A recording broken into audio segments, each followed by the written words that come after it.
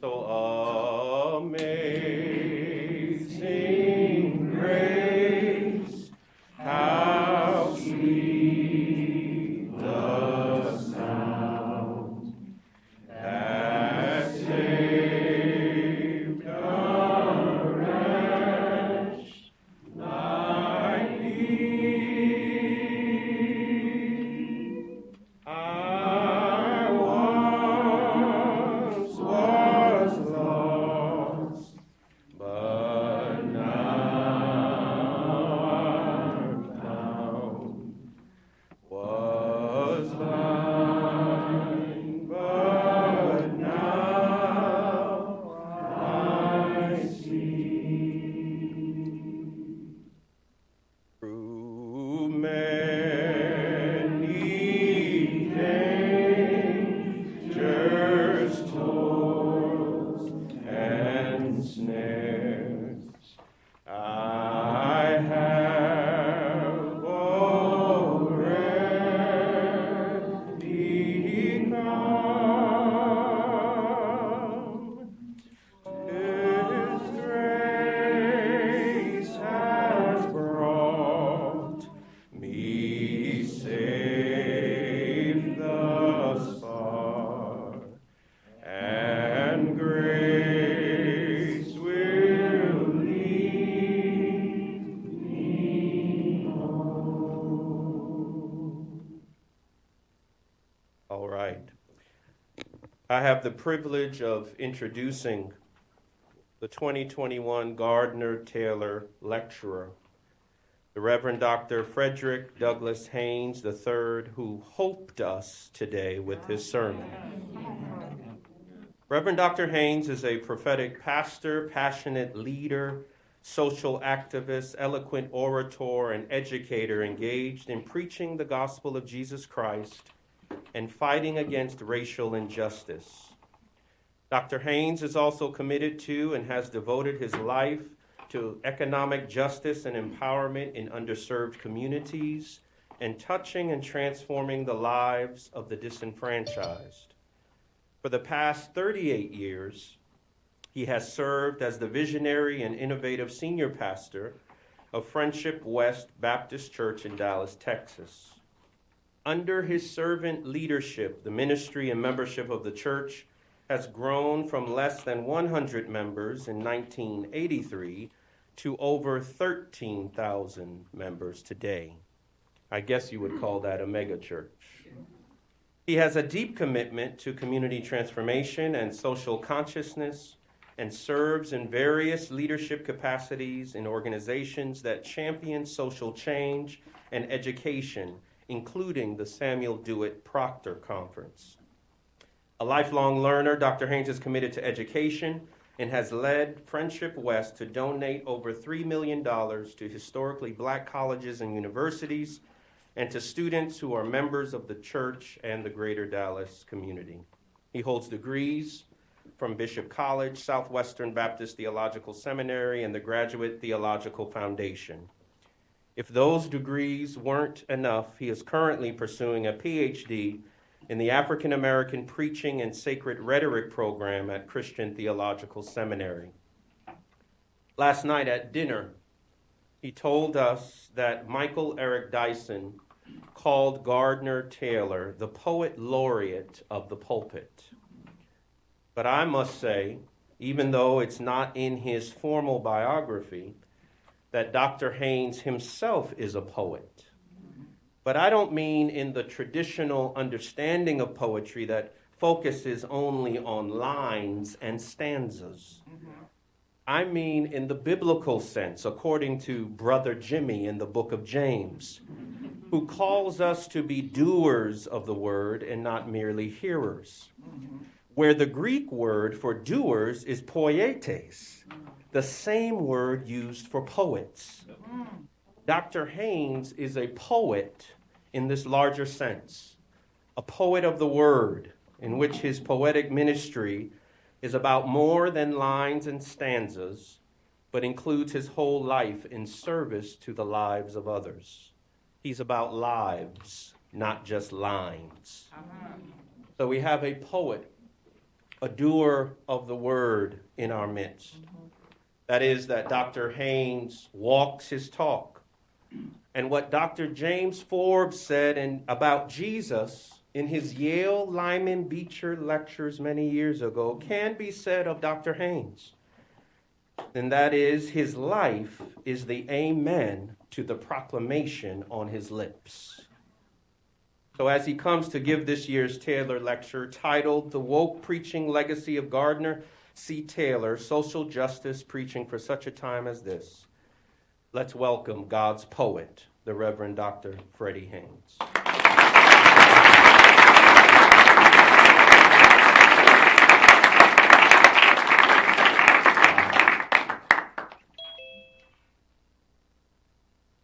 Okay, so let me just say that I hope that's recorded because I ain't never been introduced like that. And I didn't know I was all of that. And so I want to play that Sunday when I stand up at church.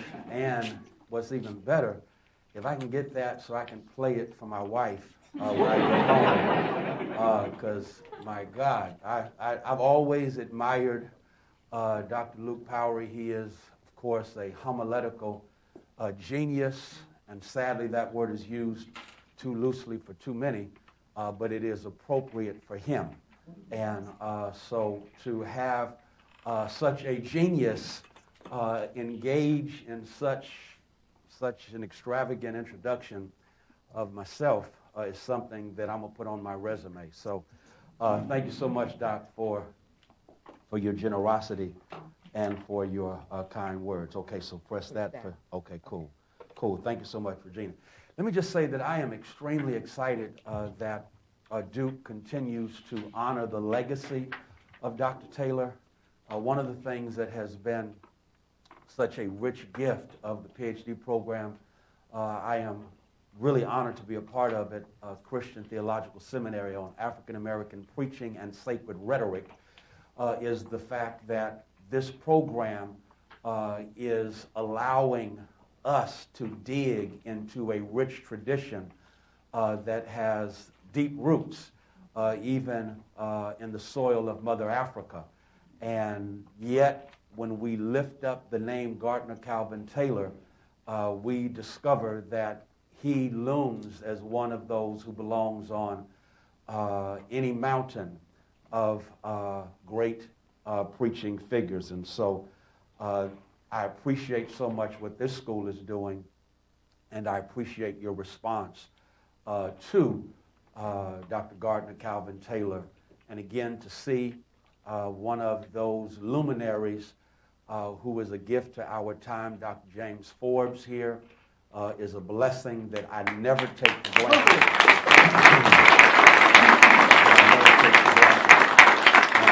Every time I'm in conversation with Dr. Forbes, and he may not know this, when I graduated from now defunct but never dead Bishop College in Dallas in 1982, I was on my way to Union Theological Seminary, and one of the reasons I was going to Union was because Dr. Forbes had closed out the L.K. Williams Ministers Institute on a Friday morning. I think it was in 1979. And man, when I tell you he preached, and I had never heard such a wedding of scholarship with spirit. And I said, if that's preaching, I ain't doing it, and I want to learn how. And so I was on my way to Union, and I got called to Friendship West. And that's why I did not get to go to Union. But every time I'm in his presence, I feel like God is letting me make up for what I missed out on. So, Doc, thank you so much for being who you are and for the work that you do. Again, I salute Dr. Our academic dean for his great work. Dr. Goatley is just brilliant, and I'm so excited about the future of this seminary because most seminaries are in decline. This seminary is on an incline because of the great leadership, faculty, and staff you have here. And so I just wanted to say that by way of introductory remarks. So today, as you can see, our title is something that when you look at the word woke, that jumps out at us. The word woke has fallen on hard times. Let's just be real. It's not cool to say stay woke anymore. Because unfortunately, there are those who have misrepresented wokeness, and then there are others who are misappropriating wokeness. And what they all have in common is they have united around anti-black progress. And so they are anti-woke, and they will use every moment they can to mislabel something as woke because they're misrepresenting wokeness. Bill Maher, who is supposedly left-leaning, every chance he gets on Friday, I understand, he lifts up and lambasts what it means to be woke. And again, misapplies, misappropriates, misrepresents what wokeness is all about. And then there is one Phil Johnson, who is a colleague of John MacArthur. And John MacArthur's claim to fame right now is he is anti-anything that is social justice. He's anti-Black Lives Matter. He's anti-critical race theory. And so Phil Johnson is a protege of John MacArthur, and Phil Johnson says that he is decrying those evangelicals who want to be cool now, and so they wed themselves to black liberation theology and feminist intersectionality and critical race theory because they are determined to be cool, when in essence they are doing something that is anti-Christ and anti-Christian. That's what Phil Johnson, who is wedded to John MacArthur, says about the concept of wokeness. And so he attacks wokeness. But again, I maintain he is misrepresenting, misappropriating, misapplying what wokeness originally meant. And so I want to spend some time recovering that and then apply it to the preaching of Gardner Taylor. Now, honesty begs that I share with you that I, in this PhD program at Christian Theological Seminary, my dissertation, if it works out the way I hope it works out, that my dissertation, am I doing something wrong?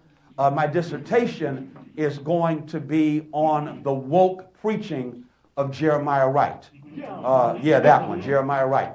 I'm going to do a dissertation, hopefully reclaiming his prophetic witness and legacy that was tarnished, especially during the campaign of Barack Obama, by a right-wing media that cared nothing for the substance of his message, but wanted to do everything to tarnish the candidacy of the first African-American president of the United States. And so that's going to be my dissertation. But what I've been doing in the process is looking at woke preaching in the gifts of many who are engaged in the art of preaching. And so I even have one I'm working on with you, Dr. Forbes, that you don't know anything about, the woke preaching of Dr. James Forbes. And so I wanted you to just know that this is a part of something I'm working on. But when I got the invitation, I said, well, let me look at the woke preaching of Dr. Gardner C. Taylor. So that is what I wanted to share with you up front. So I want to maintain, and I got to make sure I do this right, boom. Okay, nothing happened. Okay, I do it again. Boom. Boom. Okay, can you boom it for me? All right. All right. Now, let me also say this, that I'm going to end this, do something, because I want to be real honest. I'm using interchangeably the terms social justice and prophetic preaching, okay?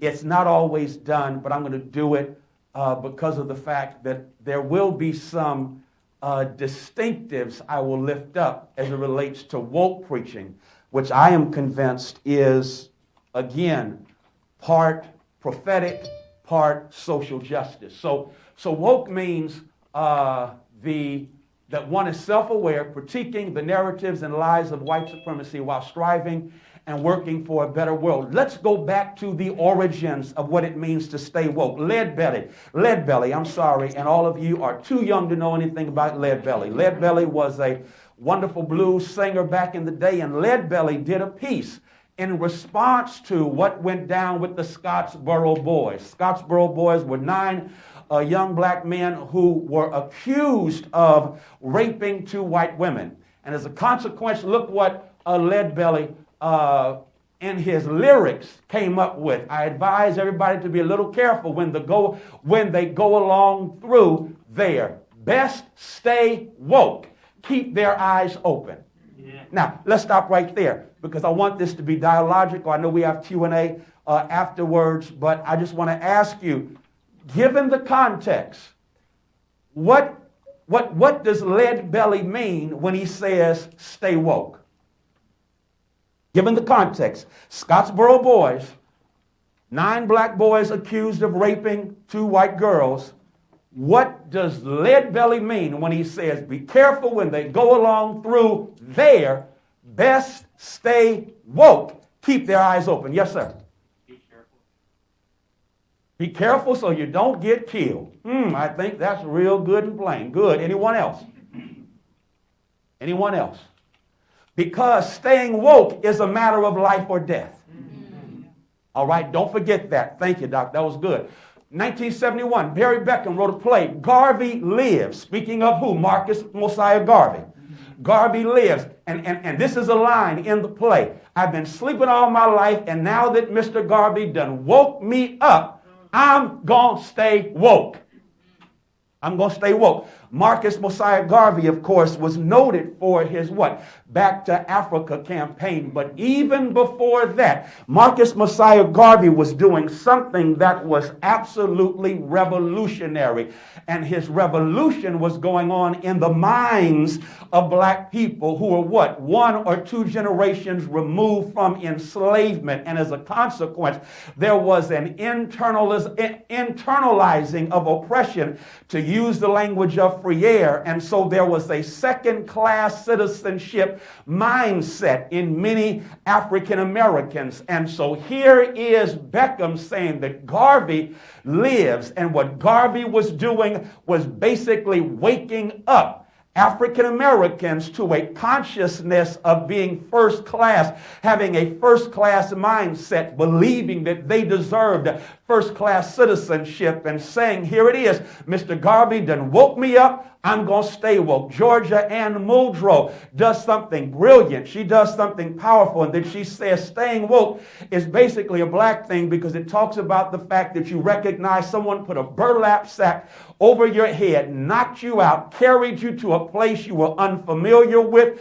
erased your memory, erased your name, and then you came to discover that this person does not have your best interest at heart. And so you recapture, watch this, your history. You learn afresh who you are, and that is what it means to stay woke. Erykah Badu in Master Teacher, and I got to be honest with you, Erykah Badu for years referred to me as her mentor and pastor. I did not know this, and so I took her out to lunch one time, and I said, what are you talking about when you talk about stay woke? And she says, for me, stay woke has everything to do with rebelling against establishments that are oppressive. And as you rebel against establishments that are oppressive, then you find yourself discovering in many instances who you are, because the real essence of living out your identity, having come from your Creator, is to sometimes, when you do that, stand against established systems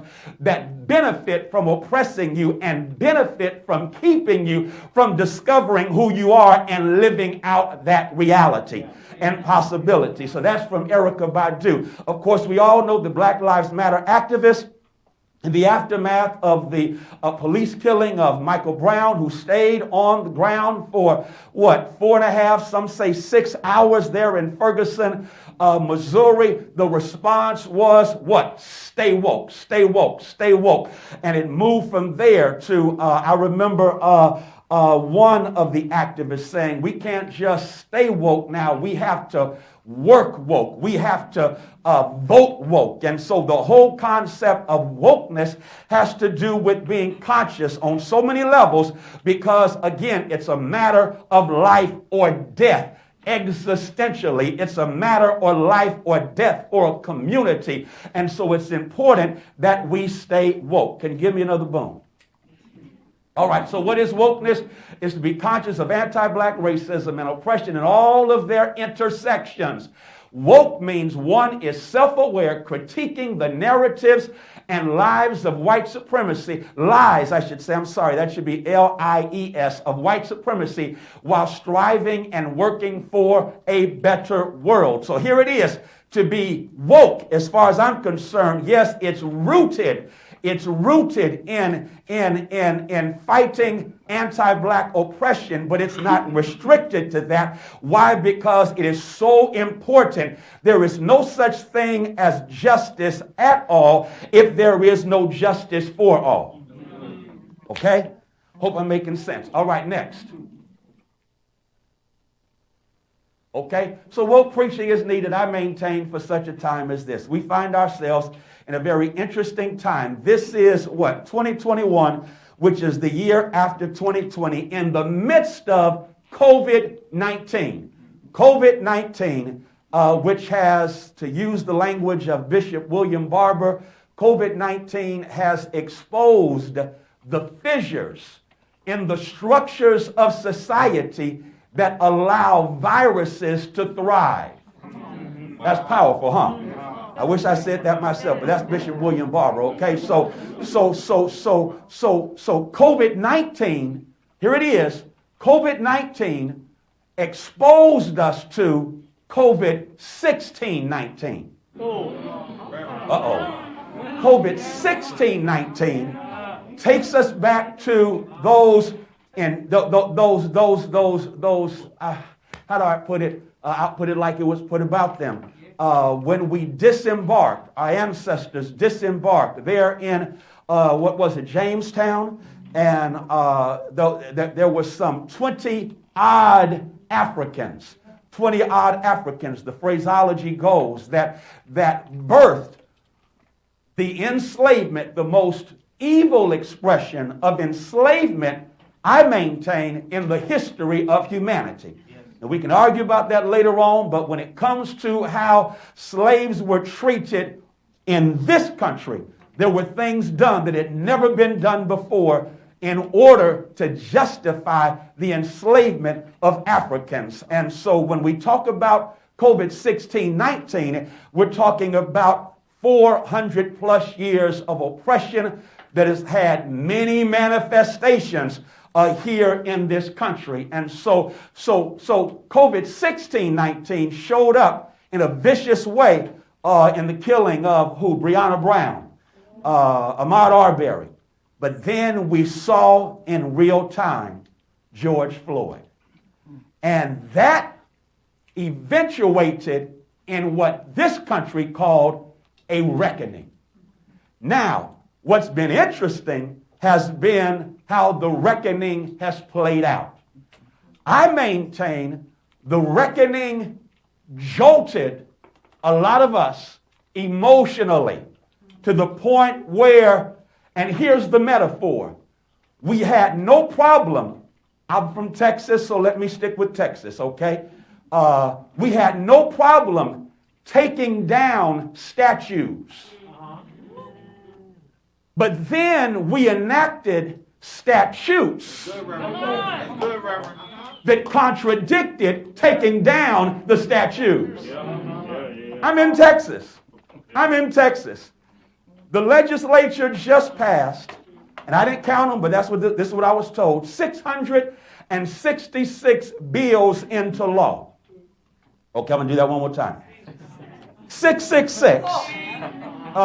bills got passed into law in Texas, focusing in on what? Voter suppression, critical race theory. That is hilarious, because critical race theory ain't even taught in public schools. But again, blinded by what? Their own racism, they decide we can't have critical race theory taught in our schools. So they passed a law against teaching something that has not been taught in public schools. Just whack. And it's an ableist, racist, sexist, anti-LGBTQ agenda that passed in this last session. So we took down statues, but then they lifted up statutes that keep the system going, that celebrated the statues. So we can have Juneteenth, but we can't study why we even have Juneteenth. Okay, all right. So I just maintain we need some woke preaching in this kind of time. So Kenyatta Gilbert says African American prophetic preaching or Exodus preaching reveals a picture of what God intends and expects of God's human creation. I love this. A picture, a vision, if you please, that enables persons and faith communities to interpret their situation in light of God's justice and to name as sin activities that frustrate God's life-giving purposes. It is seen as God-summoned speech clothed in cultural particularity. I love this.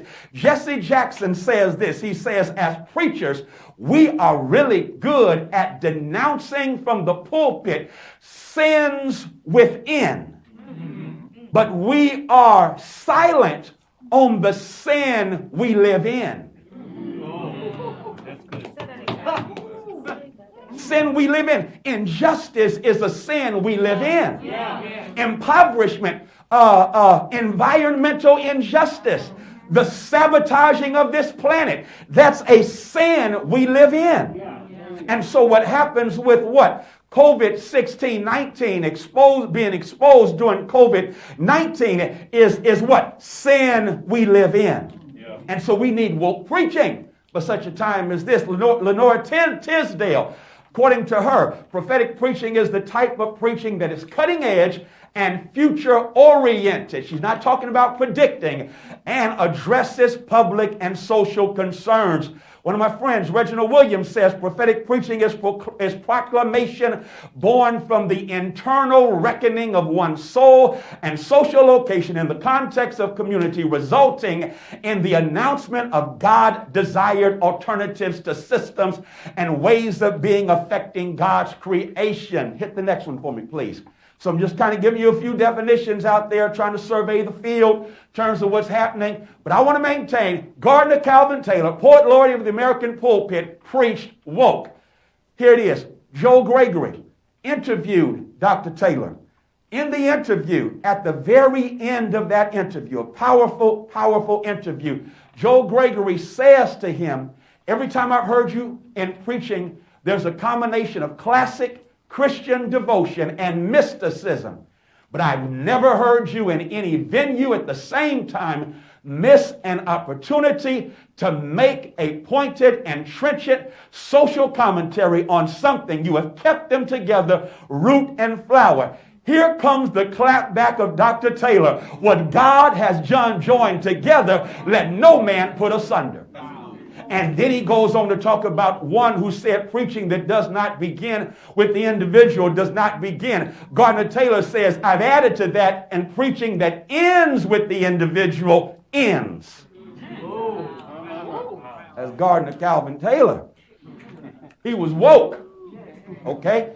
Next one, please. So here's my working definition. And by working, listen, I'm still working through it. I promise you, I'm still working through it. So don't crucify me yet, okay? Give me a few years, and when I get my PhD, then come for me, okay? But right now, I'm still working this thing out. So woke preaching is prophetic proclamation rooted in one's own spiritual awakening, because you can't preach woke if you sleep. So woke preaching is rooted in one's own spiritual awakening and connection and bears the fruit of raising consciousness in order to inspire and provoke, watch this, even radicalize. I love that term. Worshipers to recognize and rebel against unjust systems and reimagine and work for justice. Pastor Damian Durr at Friendship West, he's our executive pastor, he made this statement about members of Trinity United Church of Christ in Chicago during the latter years of the pastoral ministry of Dr. Jeremiah Wright. Damian Durr says, you can always tell a member of Trinity. There's something distinctive about them.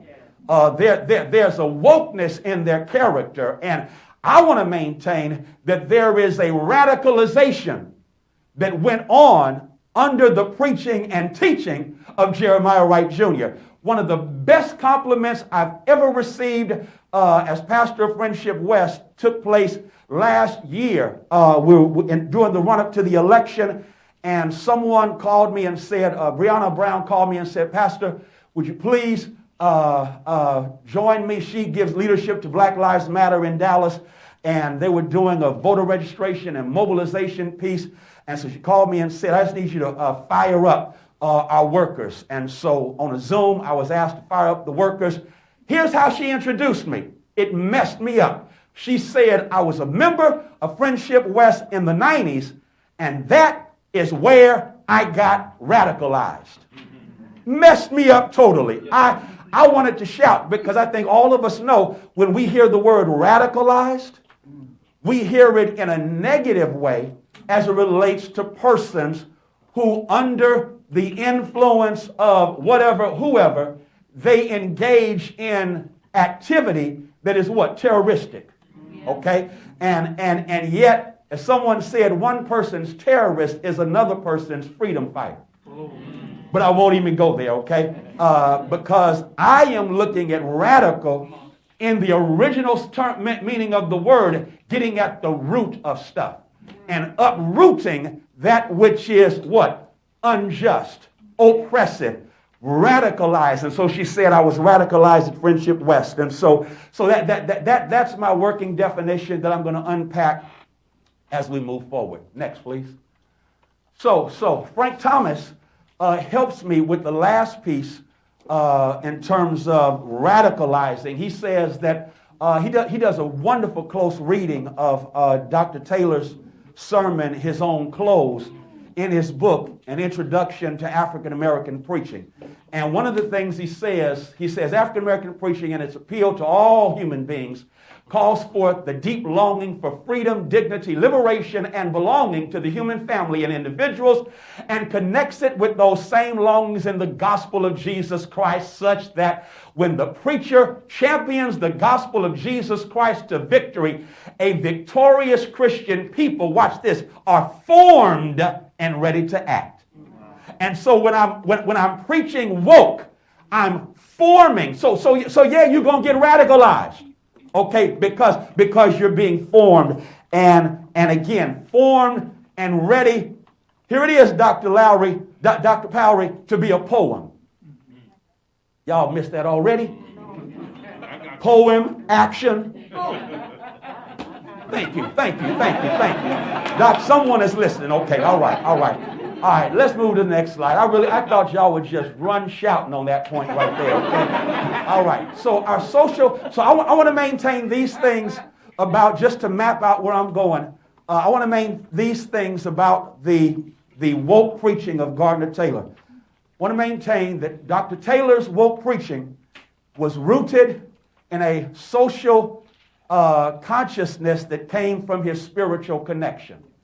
Okay, it was birthed out of the well of his connection with Christ, his devotional life, his Bible study, his sense of spirituality made him socially aware. Okay, and then I want to maintain that beyond that, because of that spirituality informing his social awareness, Gardner C. Taylor then had a liberating biblical theology through which he critiqued the culture, the country, and even our community. Okay, and then the final piece I want to share is that Gardner C. Taylor then blessed us in that no message was without a note of hope that somehow we could defeat entrenched evil and systems and structures of oppression. Right. So that's a little mapping of where we're going, and then we'll kind of talk about this thing, okay? So our social consciousness is informed by our spiritual connection.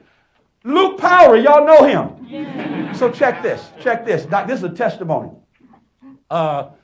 Last month, I was in D.C. With Bishop Barber to speak at a protest rally against voter suppression laws, call for, $15 an hour and the end of the filibuster, all of that. And with the intent, not only of speaking at the rally, but of being arrested in protesting voter suppression, especially what was going on in Texas. And so that morning, I am reading, because I know I'm coming here, so I said, let me read up on the good Dr. Luke. And so I'm reading up on Dr. Luke, and I believe the book is a word is up here. Okay, but it's a book with Sally. Ways of the Word. Ways of the Word. And Luke Powery messes me up because I'm feeling good about my poem. Don't even know it's a poem yet. But I'm feeling good about the activity I'm about to engage in, the prophetic witness. I'm speaking truth to power. And on top of that, I'm not just speaking truth to power, I'm putting my body on the line. And so I'm feeling real good about myself.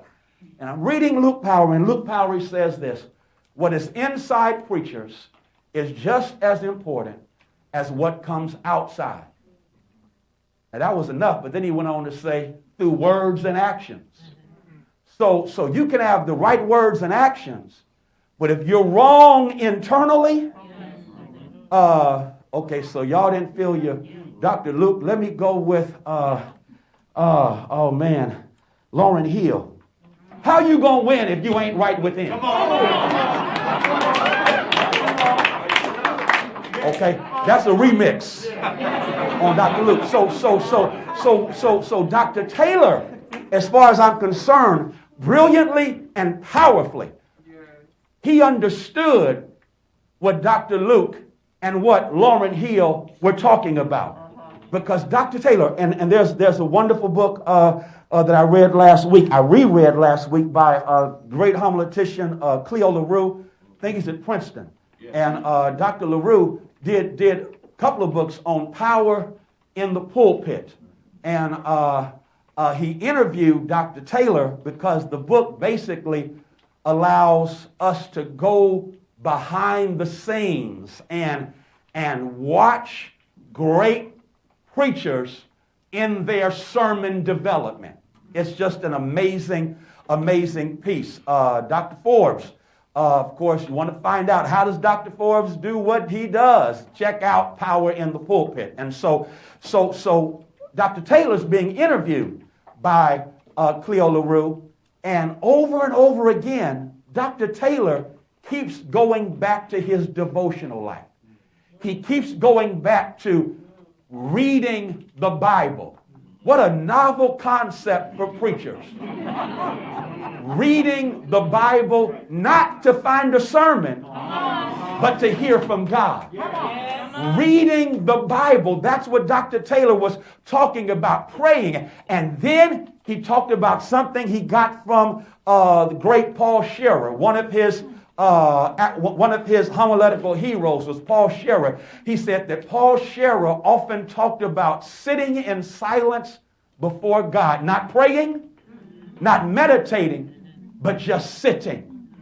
Just sitting. Well, what's going on right there? But Dr. Taylor is saying, I'm trying to be right within. Because what's going on within me is much more important than what is coming out of me in word and in deed.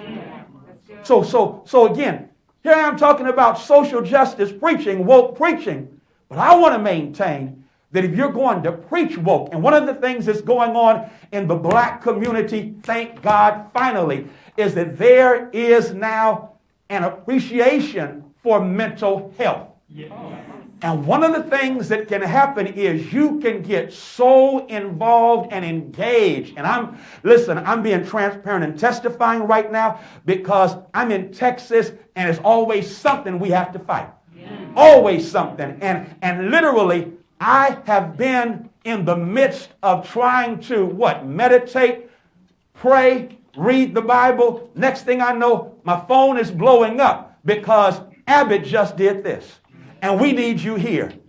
And I, watch this, have gotten up off my knees without saying, God, excuse me, to go ahead and get out on the battlefield. And the next thing I know, I'm wondering, why am I so drained? Why am I so tired? Why am I depressed? Because I have allowed what's going on out there to interrupt what should be going on in here. Okay, you can't even be serious about justice work if you have not spent time in your spiritually connecting. Dr. Taylor said that his own wife of 50 plus years, Laura, said to him, because Doc was active in the civil rights movement, Doc was doing this and doing that. He was the leader of his party, the Democratic Party in his county. Doc was doing all of this stuff. And Doc said, his wife Laura said, your preaching is getting thin. The great Gardner Taylor's preaching was getting thin. Why? Because something was missing within. Okay? All right. So, Kenyatta Gilbert, an effectual preaching life is the fruit of a prayerful daily life. Next one, please. Because I want to get to some good stuff. A liberating biblical theology must inform our critique of oppression in the church and in the nation. I had a good illustration I was going to give y'all, but I don't want to give it. I was just waiting for y'all to say give it to us, okay?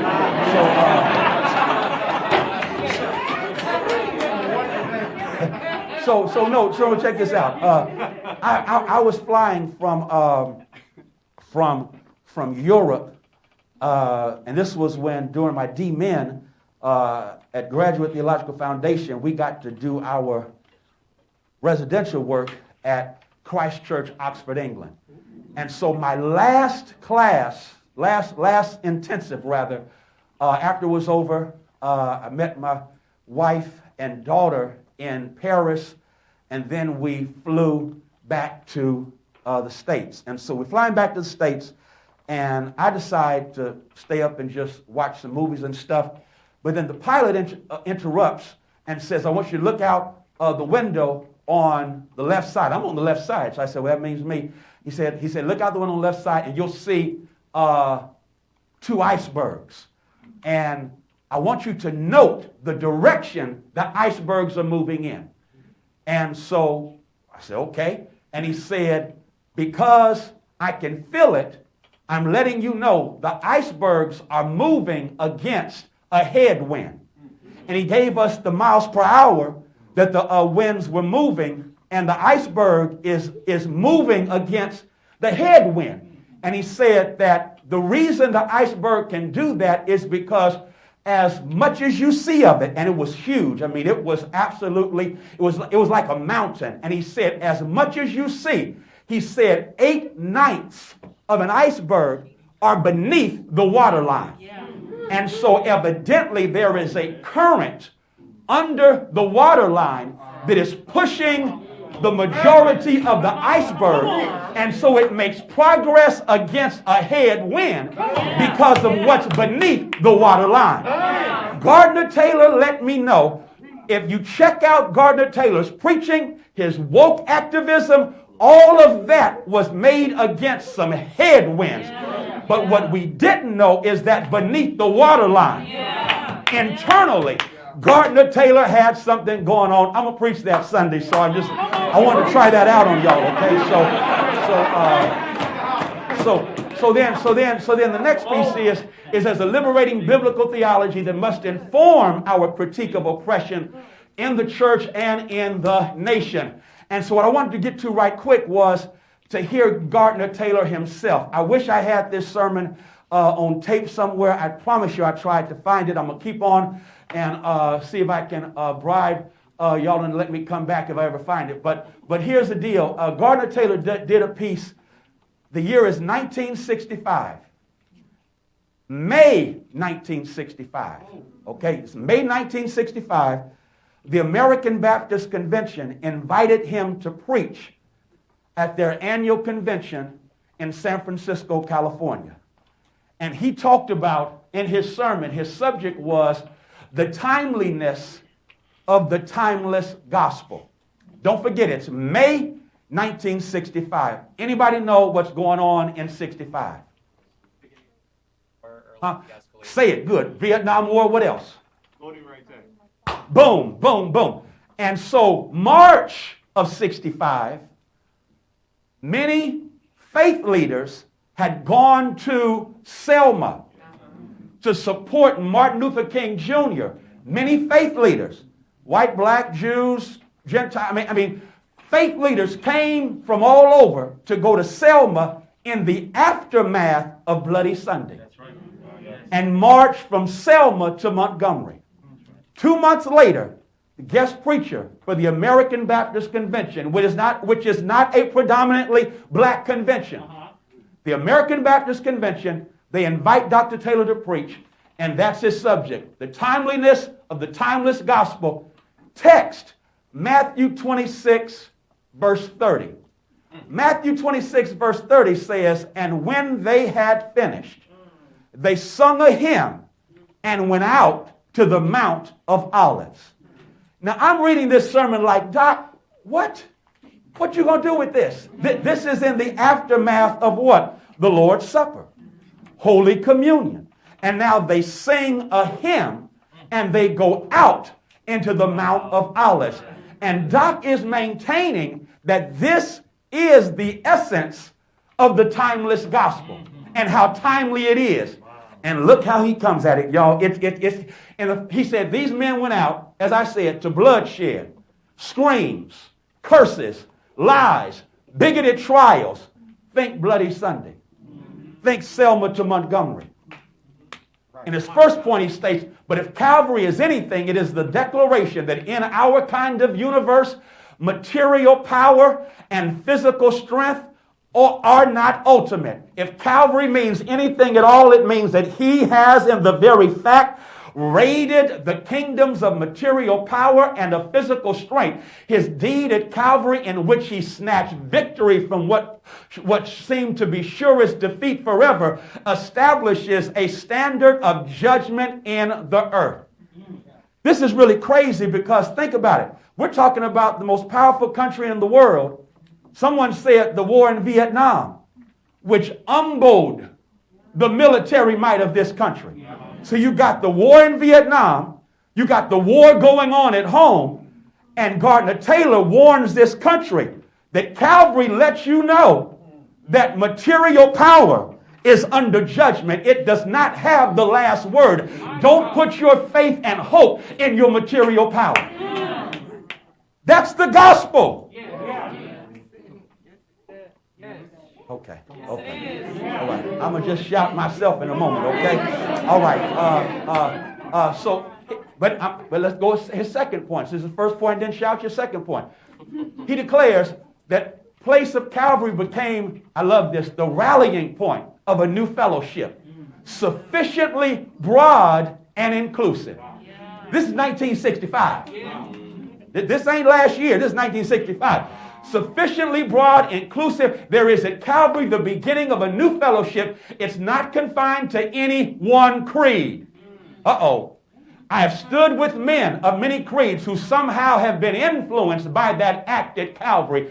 I have ridden in police vans with them. I have been detained in jail cells with them more than once. What was the charge against them? It is that they were protesting. He goes on to talk about what they were protesting. Some of them are not a part of any church. They are, as Jesus called them, other sheep.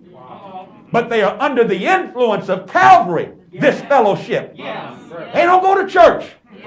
Okay. I'm about to mess with you because there's a generation now that basically says, you know what, I ain't religious, but I'm spiritual. Yes.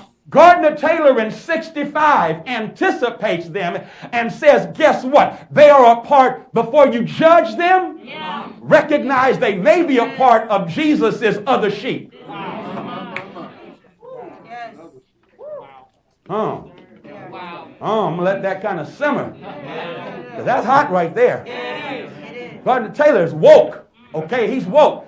Now watch this. I got to go to another sermon he does. Sisters, please get ready to shout, okay? Because this sermon was done. It's in a book edited by the late, great Dr. Ella Mitchell. And I forgot the name of the book, so please forgive me. I'll get it and make sure that you can get it. But she quotes Taylor. Cheryl J. Sanders quotes Taylor in an essay based on his sermon in this book. Taylor's devastating critique of America's failed democratic vision includes an indictment of the sexist practices in the churches. As the nation has chosen to turn away from its democratic vision by its choice of racism and sexism, so have we in our church chosen to distort the vision, this is Taylor talking now, of the kingdom of God by limiting the full exercise of the gifts of women.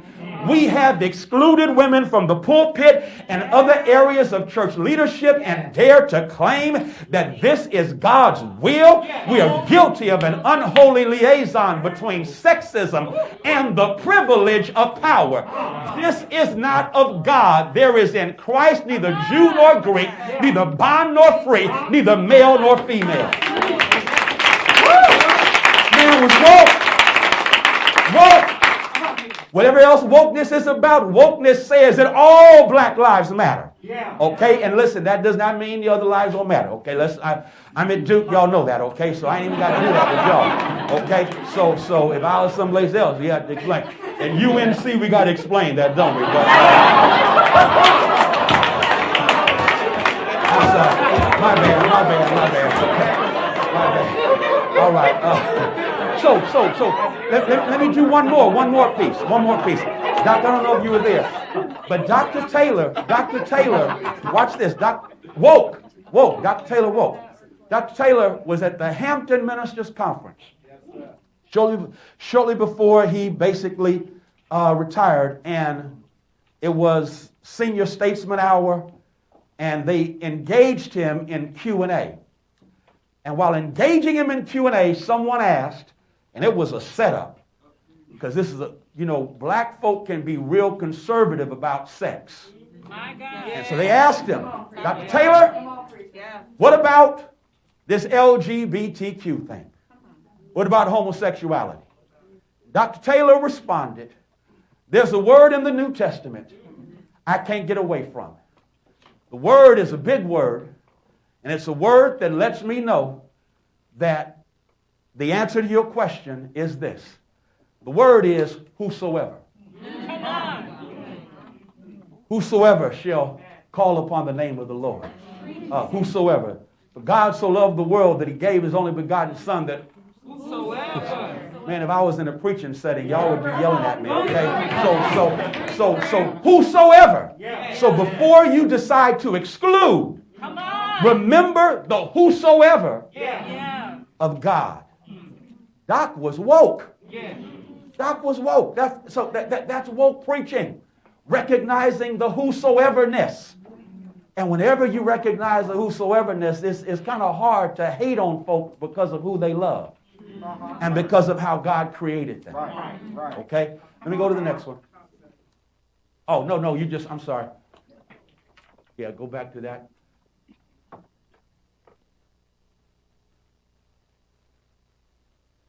Yeah, I think, Oh, this is hot right here. Y'all, this is so much fire. See if you feel this, okay? Throughout its history, from the very beginning, the church has been caught in this cycle of reform and setback. Oh, my God. Okay. Oh, thank you. Okay. Today, American Christianity is at one of those moments of low ebb. Lloyd was talking about the folk are leaving church and all that stuff. He says the white expression of the Christian church in America is co-opted to the state. White evangelicals, they just married to Trump. And then the black expression of the faith in too many instances is co-opted to this new prosperity gospel on one side, or else is living back in the civil rights days on the other side. Both are out of kilter. I hope I'm wrong, but sometimes it takes something apocalyptic, cataclysmic to get the church to be the church in relation to society. It can be a mild shock. It will have to be something that almost threatens its very being. COVID-19. Closed churches. COVID-19 shut down church. The doors of the church closed. Let me remix Dr. Taylor now in order to open the church to its real mission. That's Gardner. That man was woke. So I close with this. Here it is. One last piece and I'm done. And that is the note of hope. The note of hope. Because woke doesn't just complain and critique. Woke says, I've got to, I guess Brueggemann would say, energize. Energize with a sense of hope. And so, next one, please. Yeah. So it's an eschatological hope, providing energy and a vision of alternative possibilities in the face of entrenched systems and existential threats, terror, and trauma. I love the fact that last year in the aftermath of George Floyd, and of course, because of bad terminology or terminology that was misappropriated, we missed a moment where Black Lives Matter activists were talking about now is the time for us to reimagine public safety. Got caught up in defunding the police, but the concept of this is a good time to reimagine the whole concept of public safety. Reimagine, which basically says, you know what, using my imagination. There are commercials out that talk about reimagining banking. American Airlines did a piece in Dallas. They have this lounge, and they were under construction and saying, we are reimagining what this lounge should look like. So reimagining is something that the culture embraces, understands, which says in essence what has been needs to be replaced by what should be, because we are more than what we have been. And so we reimagine. God gifts us with what Frank Thomas calls moral imagination. And my challenge to you is to remember the woke preaching of Gardner C. Taylor and reimagine. Make sure that your preaching is always reimagining what can be. Whenever Dr. Taylor would close a sermon, in spite of how vicious the critique had been, Dr. Taylor would always close on a note of hope. He did a sermon at Bishop College in '78 called A Wide Vision Through a Narrow Window. And it came from that passage in Job where Job finally says, I know that my Redeemer lives and that he shall stand in the latter day on the face of the earth. And Dr. Taylor says that is in our tradition what we call our great eschatological hope, which has nothing to do with just what is beyond now, but what we are looking forward to even right now. And he went on to talk about the great shells and wheels of the Bible and how the shells and wheels of the Bible let us know what's going to happen here. The lion and the lamb. Oh man, I'm in the wrong crowd again. But the lion and lamb shall die down together. And so even the youth shall faint and be weary. Young folks shall fall, but they that wait on the Lord shall renew their strength. They shall mount up. And he went on, shelling and willing all throughout the Bible. And the whole idea was this eschatological hope that lets us reimagine in spite of what we're dealing with. We reimagine what can be, because that's what God has given us. Okay, so I'll give it to you like this. I was watching, what's the name of that program? It's on ESPN, but Marcellus Wiley, in the aftermath of what went down with Richard Sherman, who used to be a cornerback for both 49ers and the Seattle Seahawks. Richard Sherman just went ballistic one night. Don't know all the details and stuff, but he just lost it. Marcellus Wiley gave an interpretation that wiped me out, okay? I have yet to preach this, so don't y'all preach this before I do, okay? But Marcellus Wiley said that when he retired from the NFL, his teammates were saying, man, what you going to do? What you going to do? Because he says what happens in the NFL or any professional sport is that you become so wedded to what you do, it starts to inform who you are. And once you no longer are doing what has defined you, what do you have left? And he said he fought during his entire career to continue to separate what he did from who he was. And so as he was exiting the locker room, he said, fellas, don't worry about me. My best highlights are in front of me. Now, the concept of a highlight is something that has happened already. I mean, you watch ESPN, you watch sports, and the highlights, they show what has happened. Marcellus Wiley says, you ain't seen my highlights yet. My best highlights are on the way. And that's what Gardner Taylor, now if I was preaching, I sure would run. My highlights are on the way. Eyes have not seen. Ears have, I won't do that. I won't do that. So what we say as preachers who are woke, we dare to claim that our highlights, even in this country, our highlights are not behind us.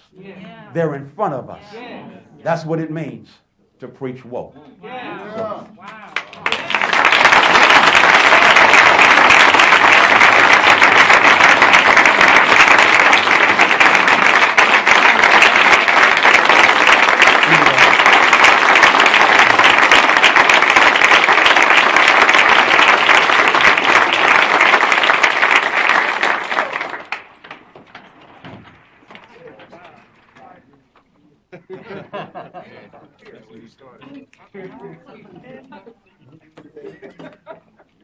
We're going to open it up for some Q&A.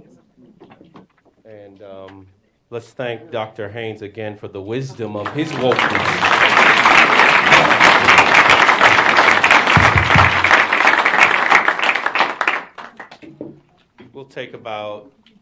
We'll go till about 5 in this Q&A. There are microphones. We're going to ask, because all of this is being recorded. If you have a question, notice the distinction between a question and a comment. A question, please come up to one of these mics so that the question itself can be recorded, and Dr. Haynes will be happy to respond to you. Are there questions? If you have a question, please come forward to one of the microphones.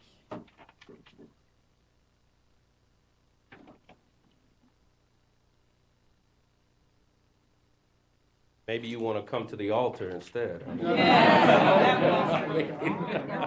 All right, we have. I'll do the brave soul. My name's Max. We met earlier just a little bit. Right. I'm from right outside D.C., Northern Virginia. Pretty affluent area, I would say, but know a lot of people, lower income, some tough times. I found myself becoming desensitized to. Yeah. I don't know if y'all know, NBC4 is my local news. We don't really have a local newspaper. Washington Post is like what I get on my doorstep. So, talking about what's coming from the inside, how do people around the nation's capital who become desensitized but want to fight the good fight, goodness from the inside and having the right motive? Yeah, that's good, man. That's real good, because it's easy to do. I mean, I don't want you to feel like that's in any way unusual. That can happen for a lot of reasons, okay? So for me, that's why I go back to Dr. Taylor at the beginning about what's happening inside. Because one of the things that goes on with me, just as I read that, and I read what Doc said about, everything I'm doing outside, what's happening in here. And so it's the cultivating of that, what Dr. Taylor called sitting silently before God. That cultivation of reading the Bible, not just to get a sermon or teach a lesson, but okay, God, speak to me. And it's that for me that has always, and I wish I had a deeper answer, but that for me has always heightened my sensitivity to the plight of others beyond my privilege. Because whatever else I've discovered about Scripture, my late mentor, Emmanuel Scott Sr., talked about how when you are blessed by God, God has a way of wanting you to use your advantages for the advancement of those who are disadvantaged. But you don't get sensitized to that unless you spend time being confronted by God. And when you get confronted by God, and again, I talk about our privileges, our advantages. Yeah, I'm black, but I'm a male. There are privileges that go with being a male, even though I'm black. And so God hits me at times with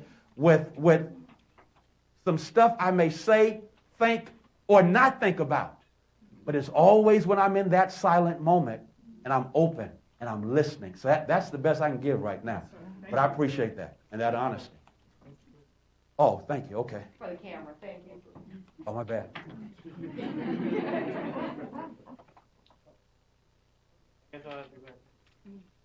Thank you so much. Thank you. I don't know if this is on, but my name is Scott, and this is my question that I didn't write anything else. When I heard you preaching today, this morning, and now, even though it was a PowerPoint, it really spoke to me. It spoke to my heart, and it got me fired up for practical things that I can do in the life, in public. Yeah. And I'll ask the question that I always ask on behalf to like every single person ever, on behalf of my friends who might not see eye to eye with me politically, how that works and what that looks like. Because I know that when you're speaking about these things, like love is what justice looks like. Justice is love. Love in public is caring about each other. I forget the quote, but how do we do that? I have friends who are like not into, who sincerely have policy differences about how to do things, how to like do things economically that don't just come down to loving in public. Right. And I'm trying to grapple with that because when it comes down to that, I know that I've made mistakes when I was trying to be in the public sphere. Like I'm gay, everybody, hi. But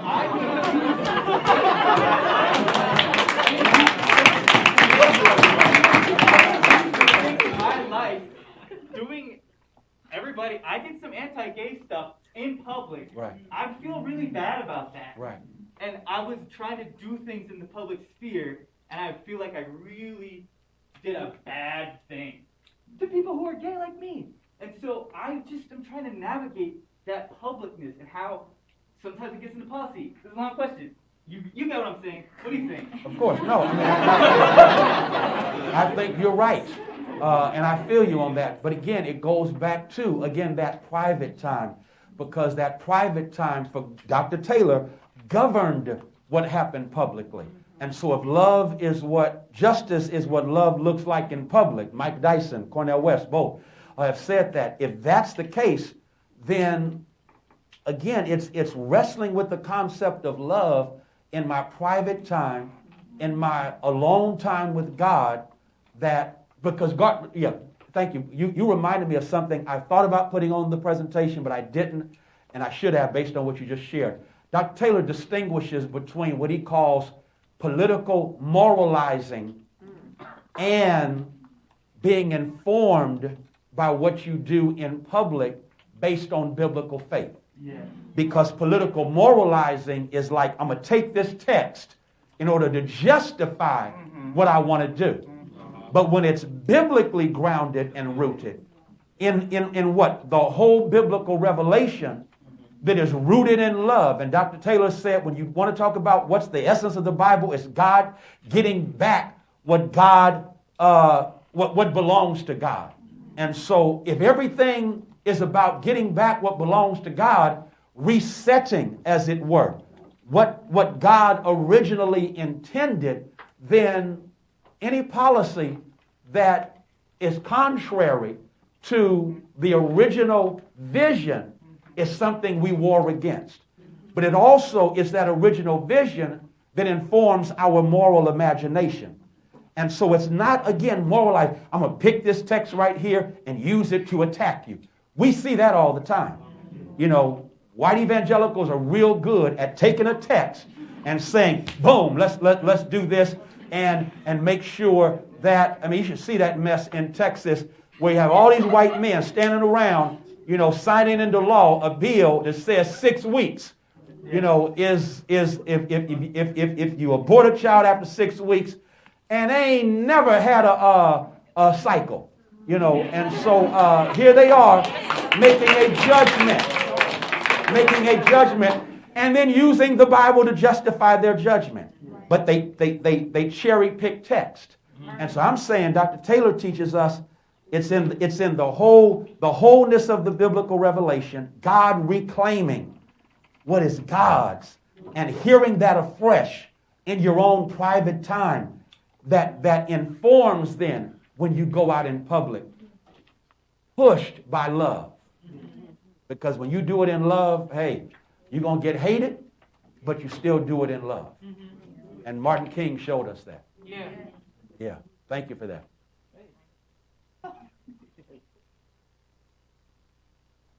That was excellent, and I'm from Texas also. I'm from Fort Worth. So Wow, homie. Thank you for the work that you do within Texas.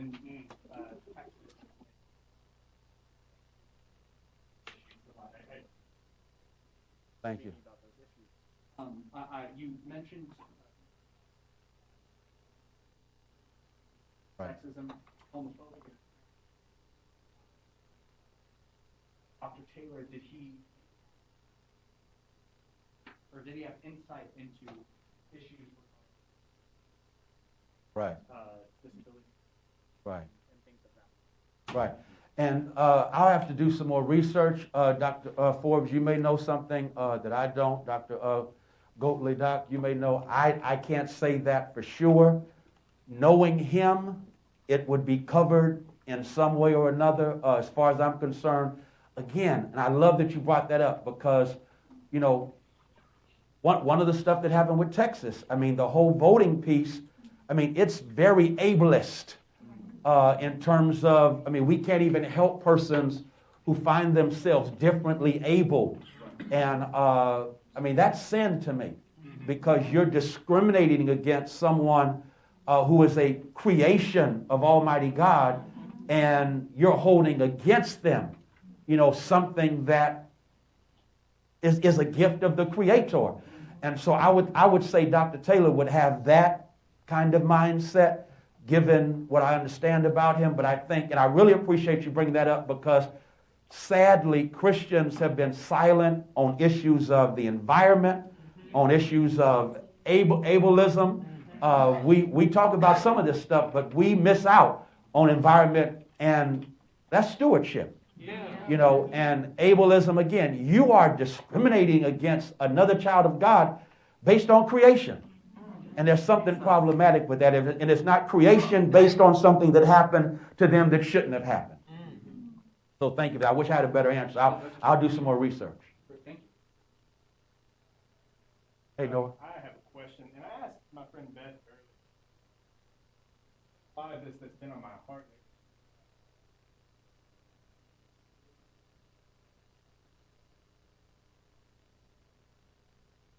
So I asked this out of humility as a first-year MDiv student, ignorance as a white, middle-class, heterosexual male.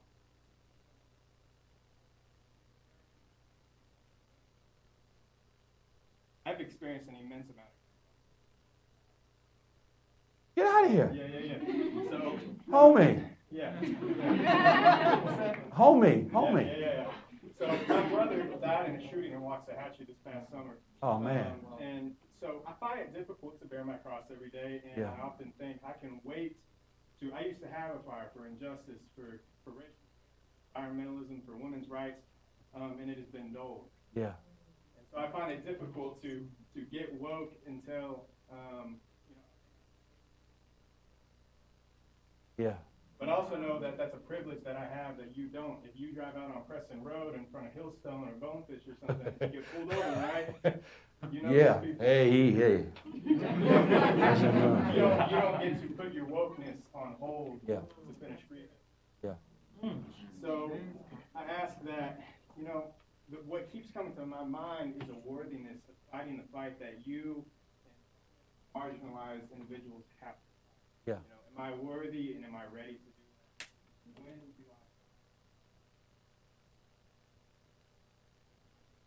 I stop putting on hold, maybe rest or Sabbath that I need? Where's the balance of getting? Right, man, that's awesome. Thank you for your courage and for your honesty. So I'm going to answer this, and I really want y'all to feel free to fight back with me on this, because I'm going to say it's going to be a kind of a balanced approach, I hope. On one level, for me, I think it's important that I learn how to, call timeout, though I may not have the privilege, because one of the things that we're learning in this fight is that if you don't call timeout, this thing will take you out. And so you have to almost, force the privilege that you may not necessarily have and say, listen, I'm going to chill. I forgot the name of this documentary on Dr. King, who we love to celebrate. Dr. King, when he died, they did an autopsy and discovered his heart was that of a 63-year-old person. He was 39. He had a heart in his 60s, meaning even if he had not been assassinated, he was on his way out because Doc did not, have that privilege of calling time out, okay? And there were times he took vacations. He took vacations with Dr. Taylor, as a matter of fact. But he did not have that privilege, and all of that stress made him older than he really was. His heart older than he was chronologically. And so it just hits me more and more now that the ultimate model is going to be Jesus, who would basically say, yeah, I'm this Palestinian Jew, but I'm going to pull apart to pray. I'm going to pull apart, to take time for me. And so I want to encourage you to go ahead and do that, because you ain't going to be no good for the movement if you were walking around broke down. Okay, so I want to encourage you, take advantage of your privilege. Why? Because, again, Dr. Scott says, I'm using my advantages, my privileges for those who don't have those privileges. Okay, so use that privilege to get healed. Use that privilege to reconnect. Use that privilege to grow in your faith, to deepen your connection with God. Because, man, when you mentioned about your brother, all I could think about was, man, if something happened to my sisters, I don't know if I'd be sitting up in here messing with you. I think you should feel the freedom. I think God allows that. You feel your freedom to grieve. You can't be Superman to us if you are broken within. Okay, so I encourage you to go ahead. Don't look at what I got to deal with right now. You deal with what you have to deal with right now until the healing comes. And when the healing comes, get on back out here. And let's do this thing together. Okay, so that's may not be the best answer from some of my real woke folk, but if you woke, you get it. Okay.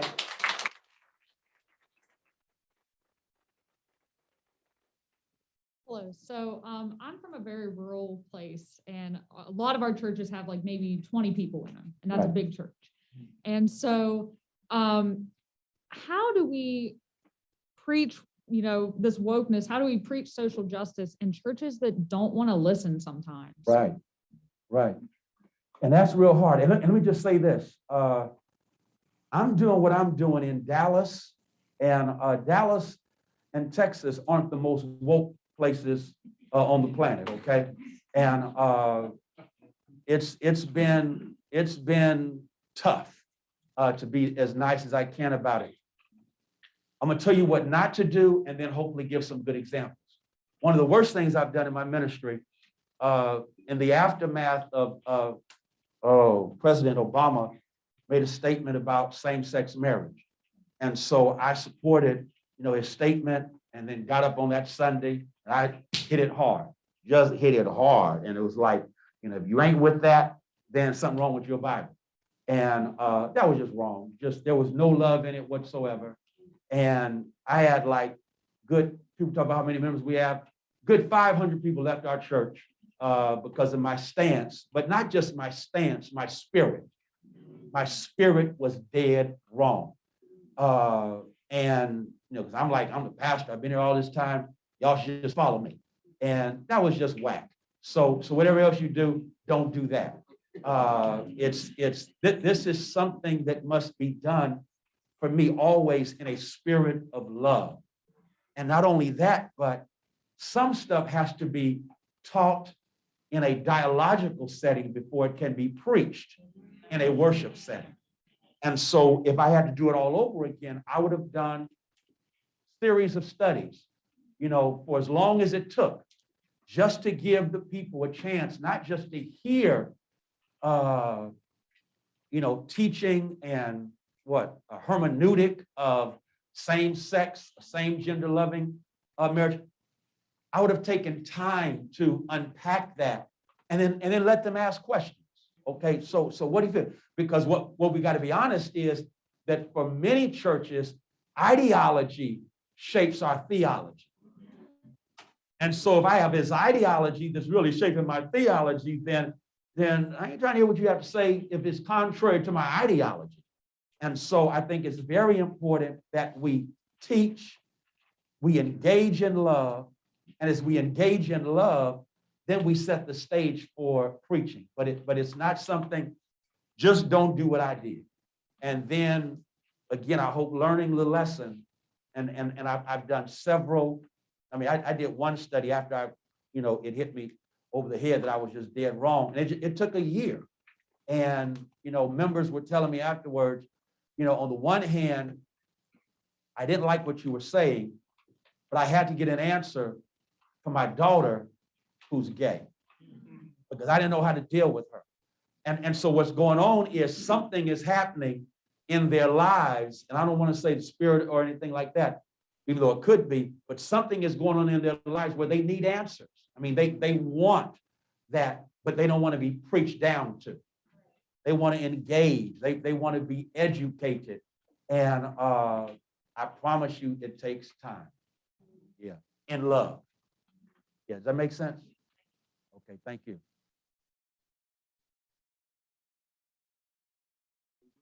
Good, man. You good? Yes, sir.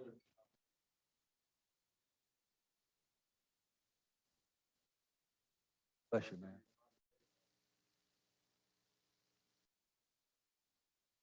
Praise God. Happy you're here. Classmates, out of class, have been debating the role of the church in society.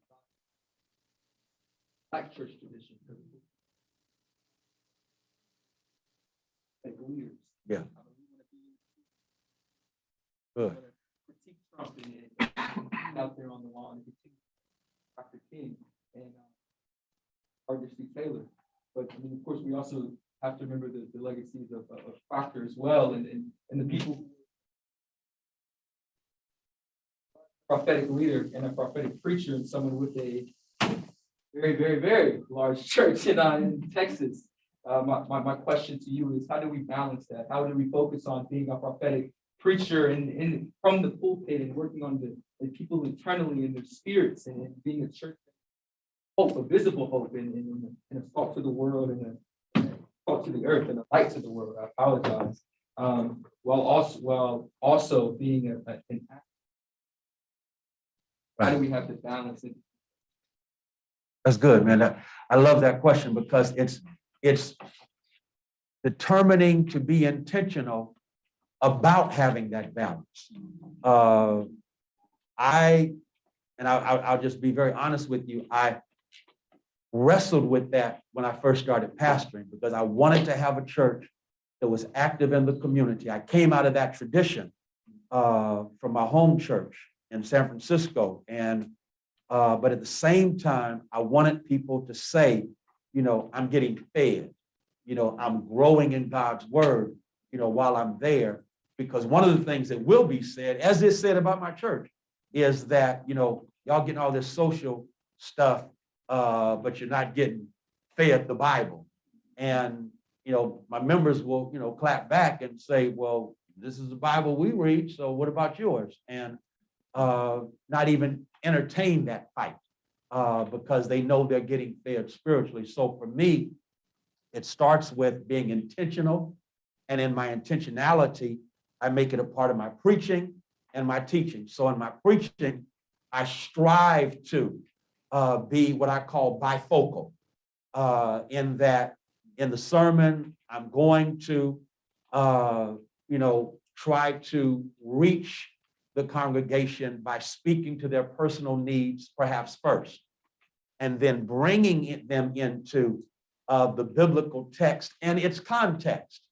And for me, when you have a hermeneutic that understands what Jerome Ross says, that all of Scripture addressed audiences that were, except for brief moments during the reign of David, in a context of oppression. I mean, either Egyptian oppression, Roman oppression, Grecian, Persian, Babylonian, Assyrian. So you can't ignore that context, okay? And then you can't ignore, I had a wonderful Greek tutor last year. I can't think of her name. She blessed me so much, she killed me. But anyway, she talked about that even when you read in the epistles, in the Greek language, because we're having to go through 1 John. And she said, when you read through 1 John, she said, I don't want you to say you when you get to the word you, because it's really second person plural. So you from Texas, say y'all. So even the epistles were talking not to what? Individuals, but to communities. And so one of the things that happens in a country like this that is what? Capitalist, is that where the individual is always lifted up, detached from the community. So it's really all about what I do as an individual. And that is so unbiblical. The Bible is about community, creating community. And so we must strive for that, creating community, and show how that is scriptural. It's scriptural to think in terms of we. A graduate of this law school is a member of my church, president of Paul Quinn College, Mike Sorrell. Mike Sorrell, the theme of Paul Quinn College is we over me, which is what? Anti-capitalist in a sense, okay? But very biblical, very biblical. And so it's all right to grow the individual, but you grow the individual with a consciousness of community, because there is no individual without community. And again, that's something that is quite biblical. But again, I'm sorry I'm going all over the place, but I'll say it begins with being intentional in your preaching, in your teaching, and in your designing of ministry. Understanding that in this society, you've got to appeal to the individual first. But as you appeal to them and grow them, you show them the picture of how they fit in the larger drama of the community. Because my boy, William Barber says it like this. He was talking about individualism versus what's going on with this whole voter suppression piece. He says that if they gerrymander your district, I don't care how much of a voter organizer you are, you can't organize your way out of gerrymandering, because gerrymandering has precluded your individual possibility. And so we have to learn that lesson, that yeah, I'm gonna be my best me, but my best me will never take place without we. Ain't none of us here by ourselves. Thank you. Thank you for those questions and for being here, for your presence. One thing Dr. Haynes either wrote or said, but I won't forget it. He said that, thinking about preaching, he said, we ought to have we have to have a he got up hermeneutic in our homiletic. Okay, Doc, wow. And so we thank you for helping us rise today and for giving us hope. So let's thank Dr. Haynes.